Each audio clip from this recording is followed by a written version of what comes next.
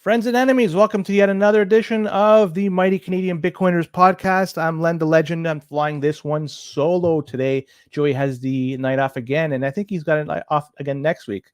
Good for him, but either way, he's got to recharge his batteries because he's been doing a lot of the legwork recently. But that's enough about Joey. Let's talk about this show because I have Terrace coming on in just a few minutes, and there's going to be a lot of discussion about integration of mining and in the industrial sector. Like this is something that's becoming more prevalent these days, and it seems to be more of a heated discussion. And I want to talk to him about this and dive deep into this, and hopefully you'll enjoy this show. But before we go any further, there are a couple of ad reads I'm going to have to do.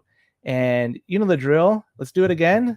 The first ad read is going to be Easy DNS. Now, Easy DNS, I've talked about it numerous times. They are the group of gentlemen, and gals as well, that they set us up with our website, CanadianBitcoiners.com. That's a shameless plug. So without their help, we wouldn't have been able to do that. That just goes to show you that they're able to usher in a couple of jabronis like us and help us get a nice website. And that's wonderful. And it shows the commitment and expertise they have on their part. But not only will it be able to help you set up a brand new website, if you already have one and you want to have it moved over, and you want to be a customer of EasyDNS, they'll be happy to migrate your existing setup over to them. They can move over to website. You want to buy a domain name? You can through EasyDNS. A lot of different options over there. You can renew your domain names too. Email hosting is another thing. So if you already have email hosting with your current provider, you could also migrate that. Or once you start your own website and you want to have a professional type of style email, like we should start ours. But either way, it would be something at CanadianBitcoiners.com.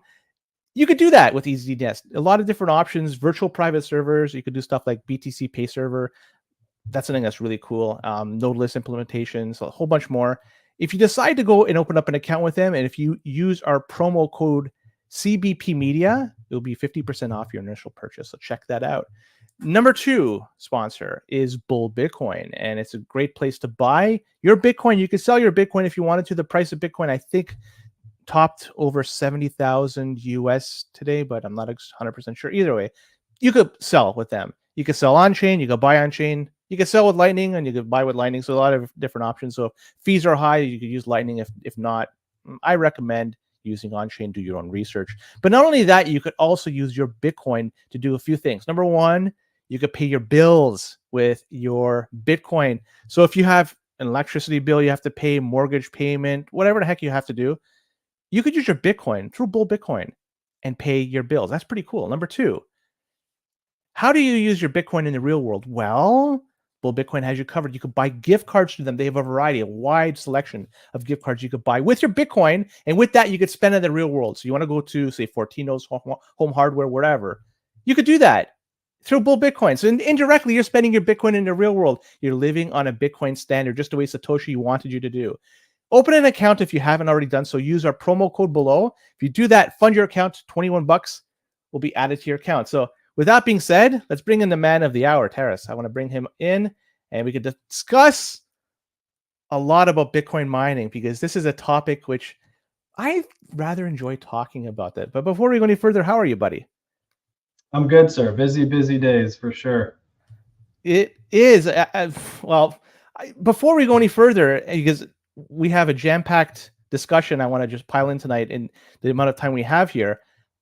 You have an interesting background because you've been an investment banker, so you've been working in the neck deep in fiat. And so BMO, I see if you worked with them, you worked with TD Securities in the comms, media, and technology team. So there's a lot of fiat you've dealt with in the past.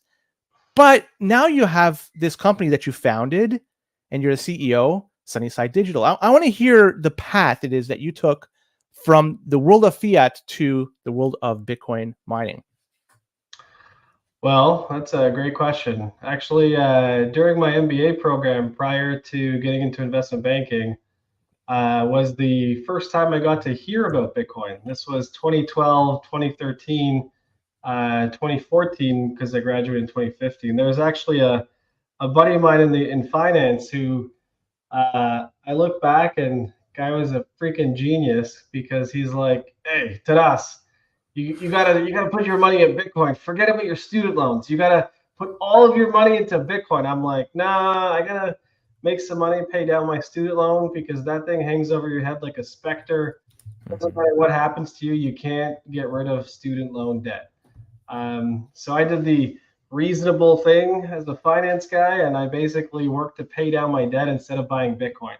He was buying Bitcoin at $200, $300 a pop, and let's just say that guy's retired at this point. So good for him.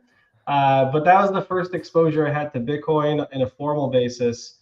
But after school, went into investment banking and really enjoyed it for a while. And then it got to the point where I kind of got bored doing the wanker banker thing, which is, going hustling, trying to build a good deck, build a good M&A model, building the financial statements and having a good presentation and pitch to get like the decision makers that are your actual clients to pull the trigger on deals. I thought it was a great learning experience, being able to build up a financial model, but I thought real value creation was in actual building companies. So I left, got into a company called The Central, which was based out of downtown Toronto, founded by a guy named Anthony Diorio, one of the co-founders of Ethereum. Yes. And I was there for about 5 months, and then I got a call from a headhunter who was working for a family office that was looking to build a data center company in Antigua.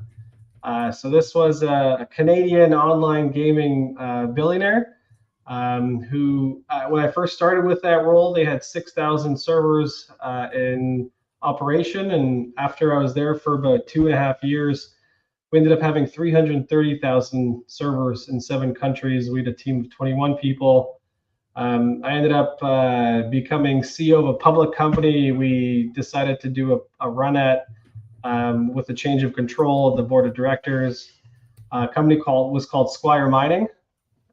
So our pitch was initially to roll up a bunch of data center and digital mining companies, but it pivoted because someone had the great idea, not so great, to basically develop their own ASIC chip and ASIC system. So that's one way of burning through quite a bit of money, and that's basically what happened. A lot of work, a lot of effort was put in, and eventually we burned through, I think it was 20 million bucks. Our tape out with Samsung did not work. I went to South Korea, got a bunch of engineers kicked in the shins, and came back and was like, honestly, the design wasn't what we thought it was. And there's disagreement of opinions. And I was given a nice offer package and resigned and came back to Canada.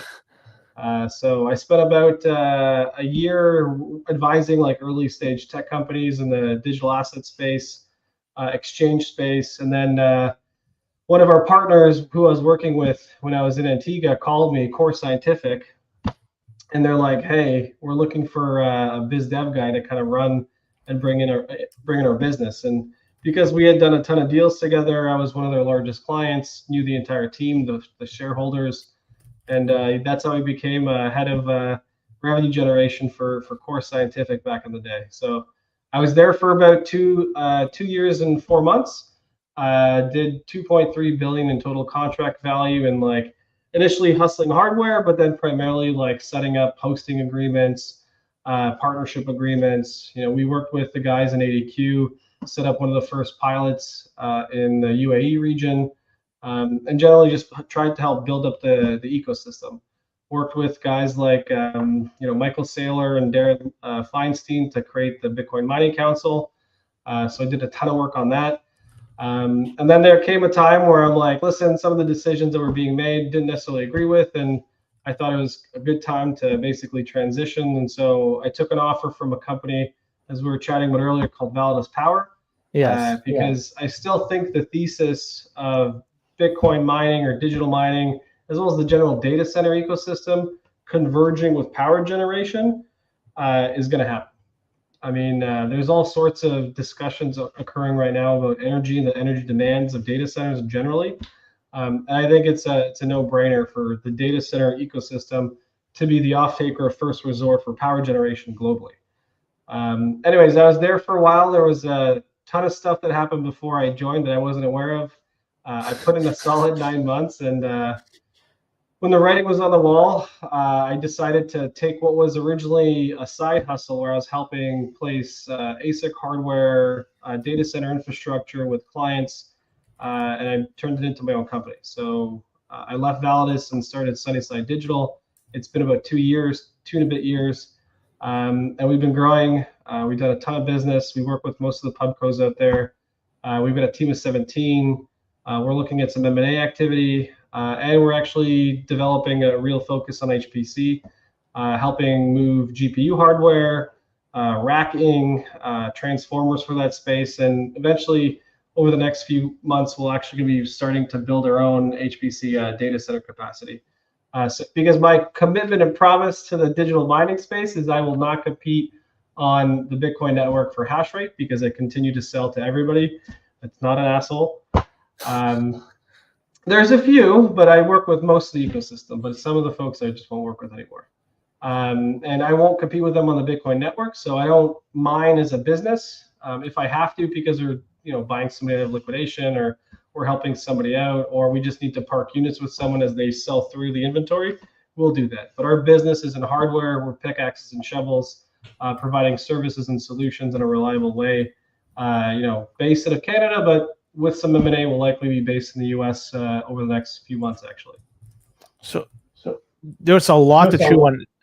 I have one question. Well, actually, I got a few questions. So I'm going to double back quite a bit. Now, you were talking about one particular moment in time. You were involved with a team that was going to be developing your own ASIC chip and system. Yeah, now, Squire mining. Yeah, I find to be rather interesting.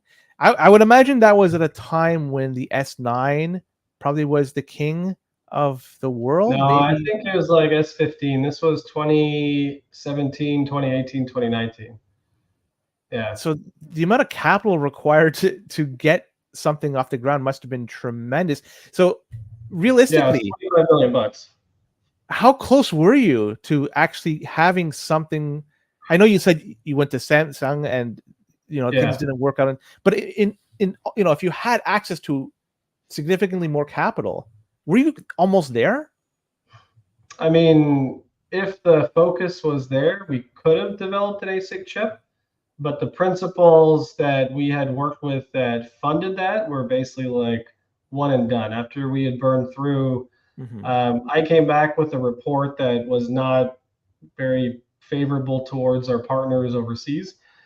And after that, I resigned, and I think they basically put their tail between their legs and tried to pivot the company to do other things, proprietary mining and other things. But honestly, once I left, I think that a lot of the initiative was lost. But I was there to help try to clean up, and sometimes you can get it to be clean, sometimes you can't. You gotta take your losses once in a while. Learn from that's them. What you've tried. Don't repeat them. Exactly. And move on with your life. Exactly that. Core Scientific, that you had a very strong correlation or association with them, given that you were with them for some time. What are your thoughts on what happened with them? Because for people who are unaware, they were at one time the largest or one of the largest publicly traded Bitcoin miners, and aggressively took on debt, and the cost of debt went up, and they had to declare bankruptcy. So that's just the gist of it. But I want to hear your thoughts of what happened over there. What's your story of that? Well, I think Core Scientific is still right now one of the largest by operations data center operator in the Bitcoin mining space, and now increasingly so on the HPC side. But it was a classic case of treasury management or lack thereof. There was a lot of enthusiasm towards how Bitcoin had been spiking, had been running up. We had a treasury of over 6,000 BTC. Like, we had oodles of assets, but we also took on debt aggressively. And one of the things that will never leave my mind is being an ex-wanker banker and trying to be a little bit more conservative. But sometimes success needs risk. Sometimes it needs risk controls. And that's really what happened. I mean, I lost a bit of faith in what the decisions were being done. And And so that's why I stepped away, because I was just like, you put your hand up and say, hey guys, there's a fire, there's smoke, like let's deal with it. And it's like, hey, stop talking about this is not your deal. Eventually I'm just like, okay, well, if you're not going to even take my opinion or take any advice I have, I'll go do something else. And that's basically what I did. I got an offer that came out of the blue, and that kind of accelerated the thinking of, okay, maybe I need to go do something else and learn about the power sector, which is extremely interesting to me to this day. Mm-hmm. And we'll touch on that in just a moment. But before I change, sorry, but Core Scientific now, Adam Sullivan and team, Russell Can, crushing it. Like, they are extremely undervalued given the size and scale and efficiency and performance of what they're doing. The market's still not reasonable on their valuation. They should be like a 2x right now. And I'll be honest, it's a big component of my personal portfolio, not as big as Bitcoin, but I am very bullish on Core. Like, those guys are doing the right things, and nothing but good things to say about Adam Sullivan's leadership and what he's been able to do with that ship. So I think it's be a really good story. So then you're familiar then. Oh, it looks like you're a Ryerson alumni. Oh yeah. Hey, Ronnie. Nice. So CoreWeave, I'm not sure if you must have heard this. They made an offer to purchase some or a lot of. I don't think that's real. Actually, when I was at Core for the 2.5 years, I was the account manager for CoreWeave. They were our largest GPU client, as we were hosting and managing GPUs as part of Core Scientific's hosting business, right? So Mike, Brandon and the guys, they know their shit when it comes to GPUs and managing fleets at scale. So the fact that they've gone from like a $50 million valuation to like 20+ billion, man, those guys are crushing it. I have nothing but good things to say about CoreWeave. I can only hope that we can get into their ecosystem and work with them again, because I have nothing but good things to do and say with those guys. They're really an inspirational story for folks that are geeking out on hardware like I am on a daily basis, because, man, you do things right and eventually the market recognizes it. So really the question, I'm not sure if you could answer this, but I'll ask you anyways. I'm wondering, how could they leverage that position if indeed this offer is legitimate and it's not false? This CoreWeave offer of buying some of Core Scientific, because CoreWeave is an AI company, like it's in HPC. So I'm trying to connect dots here. How does a company that has a crap load of ASICs pair up with an HPC type company? Like, what am I missing here? Well, ASICs need managed services and they need large scale data centers. The new generation of GPUs, like the H100s, H200s, their power density is getting closer and closer to existing digital mining power densities, meaning that traditional data centers, they aren't really suited or prepared to handle the amount of power requirements that new generation GPUs need. Right. So NVIDIA has actually put out even newer hardware that's going to be even more power dense, like the Blackwell series of GPUs coming out. And so what we're seeing is this convergence of traditional HPC, AI, generative compute, getting closer and closer to Bitcoin mining power densities. And again, Core Scientific's original pitch to the street before Kevin Turner left was that it was going to be a dual phase business, where it's going to have an AI compute traditional data center business in addition to Bitcoin mining. When BTC ran like crazy, the AI side was actually sold off, and more focus was put on Bitcoin mining. In hindsight, may have been better to actually stick on a dual phase business model, but man, you can't look back on history like that, right? But to answer your question directly, Core has existing data centers that can be converted to manage HPC workloads, not easily, but very rapidly, right? So one of the things that they announced with CoreWeave this week, I believe on Monday, was a 200 megawatt HPC partnership that's going to convert some of the higher quality existing data center capacity into HPC racks, which requires power redundancy, a lot more higher like throughput, lower latency fiber, much more stringent HVAC requirements, because when you have a ASIC that goes down 5%, no one cares. I mean, 95% uptime on a Bitcoin mine, you're like, that's freaking golden. On HPC, you want like 99.9999% uptime. That's what you're paying for with traditional HPC and AI compute requirements, right? And Core, with the experience that they've had, because they manage GPUs for almost a decade now, they have the internal technical expertise to actually do this in a high enough caliber way that CoreWeave, which is now a leader in AI compute, looks at Core, knows the team, knows the business, knows the technical chops, and is like, this is a no-brainer. So they're vertically integrated. They own their own power generating stations, and so they're able then Core? to, yeah. Or did it? Are No, they Core somehow? isn't on its own power generation station, but Core was one of the first in the space getting access to power grid connected with redundancies, so they actually have some of the most stable power in the US right now. Got it. Yeah. In terms of being profitable or enticing enough to get into that, is something to get into HPC more advantageous than, say, Bitcoin mining? Because you could almost plot out Bitcoin mining in terms of the profitability within the next few months, because we don't know what's going to happen a few months after that. But with respect to the amount of money you can make in HPC, is this comparable? Is it better in HPC in terms of ROI? I don't know. I think the way I look at it is I like to have a dual business where my target is to have a 50-50 business between HPC, hardware, compute, managed services, and 50% Bitcoin mining. I mean, Kathy Woods, 2 million minimum BTC price in the next 2 years. Galaxy, Novogratz, like $1 million within the next year and a half. I mean, my guess is we're at least 100K by the end of the year, if not 150. But if that changes and we see the same type of percentage increases as we've seen the last few having epochs, we could be much higher. And at that point, all bets are off when you're talking about an internal rate of return, right? So to be able to speculate on which is a better investment proposition, I can't do that. Got it. It's really, I'd like to hedge my bets and say they're both fantastic lines of business. Both require patience and capital. But at the end of the day, I think they're both exciting hardware-based businesses that honestly I geek out on every day.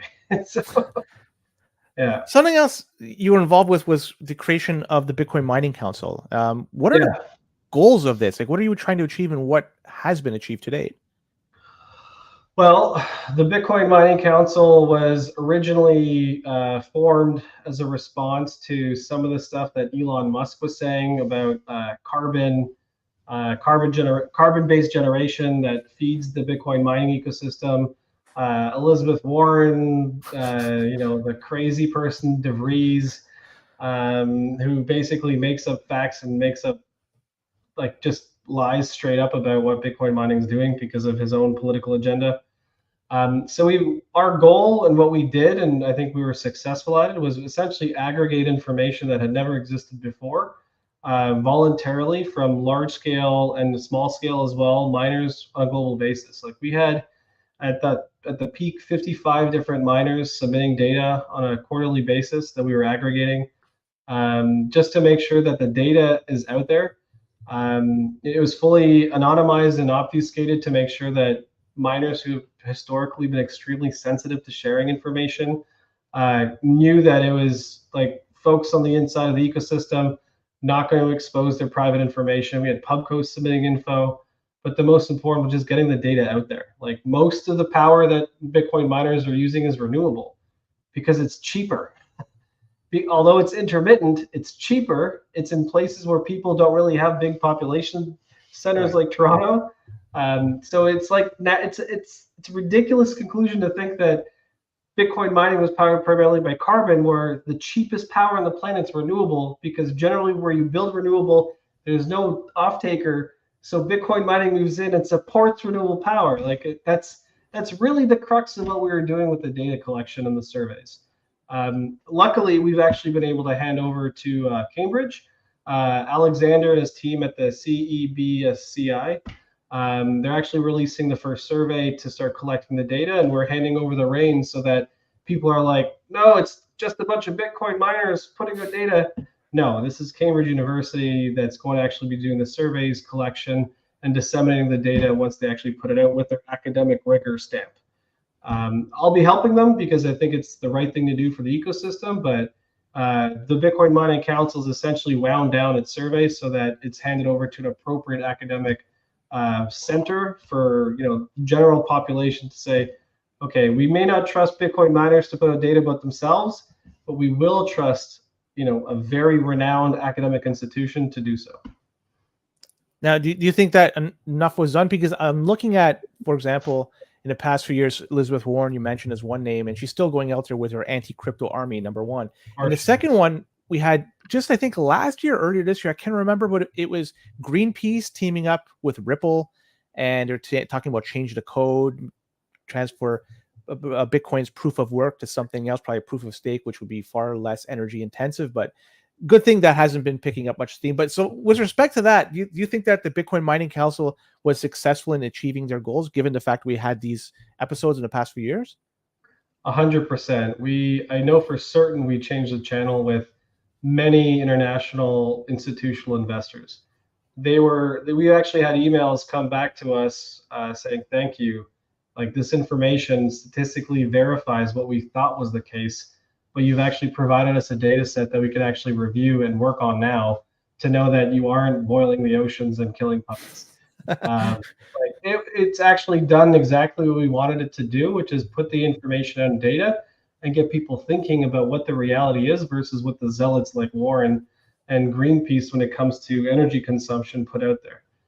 Because everybody's got an agenda. Greenpeace wants donations. Elizabeth Warren wants to stir up the woke to get reelected. And the data is actually a lot more boring than you think. Green power powers Bitcoin. Like, that's the whole thing. What people are starting to realize now is that Bitcoin mining, in comparison to traditional data centers like Google, Microsoft, AWS, it's immaterial, right? Mm-hmm. People are like, oh, Google is building another 5 gigawatts of data center plants in the next 2 years. It's like, that's all of Bitcoin mining. Yeah, that's just one company. It's like, once you actually start seeing the real data, you start understanding that a lot of the stuff of the FUD about Bitcoin mining is very much that. It's about politics. Ripple has nothing but incentive to show or try to prove that proof of work is bad because their pre-mint and completely centralized technology is good. It's like, come on, man, Brad, just chill. Like, you've made your billions, you've won against the SEC. Like, leave Bitcoin alone, because if you don't, it's going to blow up in your face, which hopefully it does, but we'll see. I think they did win. I don't care if the appeal's going on. They won. I can't see SEC coming out of this as a victor, but that's a topic for another time.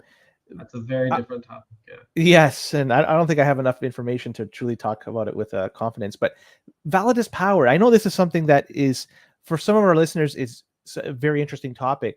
And Validus Power, they were or still are a power generating state or a power generating company. They generate their own energy, and they were selling it, I believe, some of that energy to Hut 8. I think this was one of the stories out there. And Hut 8 took Validus to court with respect to not meeting their terms of the agreement. So there was a whole bunch of things. And didn't Validus, in the end, they declared bankruptcy or something along those lines? Am I correct with this? Or technically insolvency, actually. Okay. And actually Hut 8 acquired the assets of Validus Power with the participation of Macquarie Global Markets or Capital Markets. Essentially, Macquarie, that backstopped the Validus asset purchase in the first place, supported Hut 8's acquisition of those assets. So Hut 8 actually owns the former assets of Validus at this point.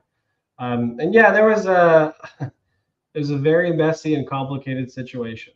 I was not aware of how messy it was before I joined the company, but did I learn how messy it was when I started with the company. And I'll be honest, I think Jamie Leverton, was given a tough hand.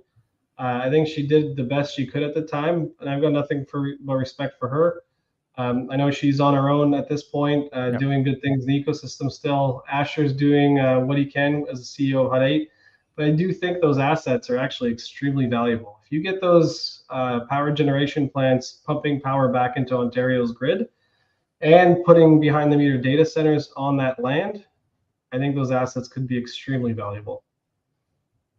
Let's talk about SunnySide now. It's Sure. 30 minutes in. We should have did this earlier, but you have a very interesting story, and I wanted to talk about it. But okay, you guys provide hardware solutions for people out there. You're right now operating within Canada, like those are primarily your clients, and you're going to be stretching out to the US. Is that from what I understand, or is it even from what I mean? I've watched another interview of you. You got your hands in 7 different countries. Am I right with that, or am I wrong? Well, that was the data center company I was managing back when I lived in Antigua. Yeah, we were in 7 countries with 330,000 servers. Now, SunnySide is a Canadian federal corporation, but we do business globally. Last year, our revenue mix by geography was 80% US, 3% Canada, 17% rest of world. But one cool deal, for example, was I got pinged by a Swiss-based asset manager on behalf of a client, which was a Kuwaiti family office who owned hardware in Hong Kong, which I sold to a company, public company with assets in Latin America.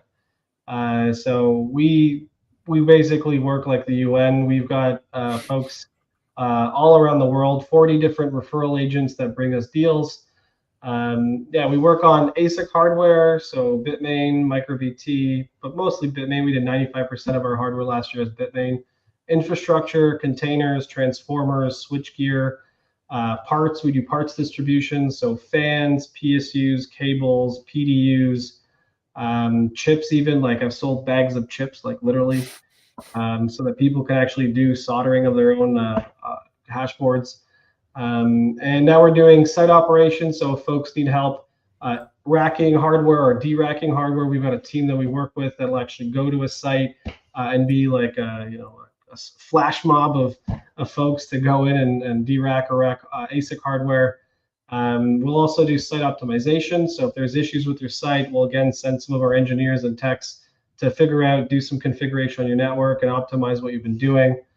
And then we also partner with fantastic repair centers so that we can do what we offer as a fleet refresh program, where if you've got older gen hardware, we'll not only source you the new gen, but we'll take down your older gen, clean it, diagnose it, scrap the stuff that doesn't work, and then resell it to secondary market, the older gen, so you get working capital back to buy down your cost of newer generation hardware.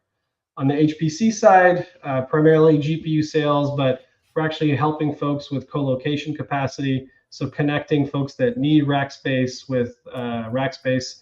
We're also looking to start building up some of our own managed services data centers, so that if you have GPUs and you want to park them with a reliable partner, we'll be able to actually be that partner for you for your GPU compute need. So a little bit, but pretty much focused on the data center ecosystem. So the HPC side of things, because I am not familiar at all with this, so I'm going to just ask you a very, some would say ignorant question, because I just don't know. So with respect to the hardware that is being used in that industry, is it primarily NVIDIA, or is there any other competitors in there? Well, it's primarily NVIDIA, but AMD, Intel, they all have their own hardware, but it's primarily NVIDIA. They're by far the leader. Starting out with their video cards, 3090s, 3070s, 3060s, and now newest gen AI chips, GPUs, full systems now as well, H100s, H200s as well. So yeah, they're certainly the leader of the pack, but AMD's got some pretty interesting offerings. The issue with the AMD technology is that it doesn't have that middleware, firmware, software connectivity that allows software engineers to do the processing they need in a seamless manner that NVIDIA spent a lot of money on. That being said, AMD is investing a lot of cash into making sure that its hardware, which is actually very competitive, has the middleware and software layer to allow the software engineers and AI engineers to actually use their hardware in a larger scale manner. So they're still definitely a competitor to NVIDIA, but I mean, it's like Bitmain to MicroBT at this point. Yeah. To bring it to like the Bitcoin mining side. So you were mentioning that Latin America are some of the destinations for your services. Ronnie's asking when El Salvador is that something that you are already providing services to, or is it on the radar for you? We've worked with a bunch of folks that have operations in El Salvador for sure. I mean, I think what Bukele is doing down there is fantastic. A bunch of my buddies have been down there quite often. Like Tobias, Coin Dad, he's down there all the time. Gerald from HM Tech's down there all the time. McCormick has been down. Like Magdalena, she's been down a bunch. I mean, yeah, I think it's an interesting hub for sure. Have you been The only down? issue, pardon? Have you been down there? I have not been down to El Salvador yet. That's probably going to change in the next year, but yeah, I mean, I'm pretty sure I'll be shaking hands with those guys pretty soon down there as well. It's a fantastic spot. Bitcoin City's great. I think what they've done with the Bitcoin bonds and the support of Bitcoin mining as well has been fantastic. I mean, this is exactly what we need, and it's the exact opposite of what's happened as a reality again to what like the IMF and the World Bank said it was going to happen. It's like, oh, you're going to adopt Bitcoin, you're going to go to hell, like it's going to be terrible. And all of a sudden, Bukele's like, yeah, no, we're going to be just fine. And sure enough, like they're laughing. Yeah, They're laughing. it's incredible what he's been able to do in a It very is. It short really period of is. time. Like the It safety. scares the central bankers globally. Yeah. Yeah, he's thumbing his nose at the IMF and indirectly to the United States as well. But I want to just ask you about the hardware, the ASICs hardware particularly, and the potential that there may be centralization in this respect. And the reason why I ask is because Bitmain seems to be the biggest player in this field, and they provide the most ASICs globally. There's MicroBT, there's Canaan, there's a few others out there, but really it's Bitmain. With that being said, then them being a Chinese company, them controlling most of the hardware out there, is that problematic? Is this something that should be addressed moving forward, or is this okay in your eyes? I mean, I think free market competition is the thing that Satoshi Nakamoto was all about. I think the market and the technology itself should speak for what should happen. I think Bitmain has been ahead of the market for a while because of the amount of investment they've put into Bitcoin mining. Mm-hmm. I think MicroBT's got a great product. I think they're definitely taking market share. I think there's a ton of new entrants. I mean, I could speak to probably 5 new entrants to the market. Bitdeer just announced that they acquired Desaway, which was an interesting manufacturer with some very strong hardware. So I think that right now Bitmain is by far the number one. I mean, we've got nothing but respect, and they're a huge part of our business. So I think competition's already here, and I think it's going to increase over time as the institutional folks come in. The fact that they're Chinese, I think, mattered before, but I think a lot of what they've been doing is moving a lot of their operations and manufacturing out of China. Their chips are based out of Taiwan. They're manufacturing a ton out of Malaysia, Indonesia, Thailand. I've heard rumors that they might even be looking at the U.S. for some manufacturing and assembly, just like MicroBT has. So I think the leadership there is very astute as to what the market needs or is looking for. So I wouldn't be surprised if they come out with some new innovation that people say, okay, they're not the dark Sith that everybody thought they were. But yeah, I mean, when you're the leader of the pack, there's a lot of mud that gets thrown at you, so to speak. Ronnie's saying that Coindad and Gerald were very cool guys. You need to come down there. So we'll leave it at that. Oil and I gas agree. companies. I agree. Oil and gas companies. It seems to me like they are the next generation, if not they are the current generation of the people that or companies that are going to be adopting data centers, Bitcoin mining, because they have quite a bit of stranded energy out there.